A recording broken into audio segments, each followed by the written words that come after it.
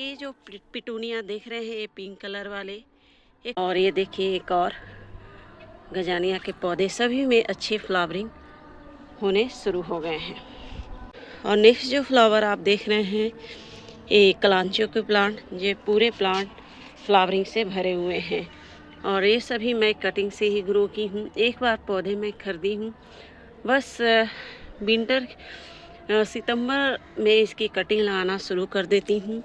और कितने सारे मैं कटिंग लगाई हूँ, ये देख सकते हैं। कुछ तो ऐसे ही गमले में रह गए, जिससे फ्लावरिंग 2 गमले में मैं शिफ्ट की हूँ, जिसमें आप देख सकते हैं फ्लावरिंग हो रहे हैं अच्छी तरह से। और नेक्स्ट जो फ्लावर प्लांट आप देख रहे हैं, ये एनुअल क्रिस्टम के पौधे, जिसमें भी फ्लावरिंग शुरू हो गए हैं। ये देख सकते हैं। कुछ पौधों को नीचे मैं ग्राउंड में शिफ्ट कर दी हूँ, उसमें भी कलियाँ बन रहे हैं।